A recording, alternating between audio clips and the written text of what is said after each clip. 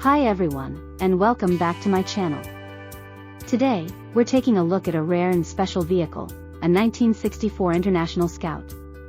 This Scout is in amazing condition, and it's a great example of one of the earliest SUVs. The International Scout was introduced in 1961 as a competitor to the Willys Jeep.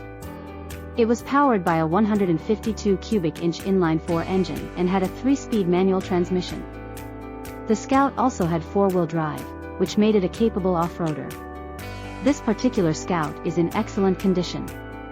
The body has been restored to its original red paint, and the interior has been refreshed with new seats and carpet.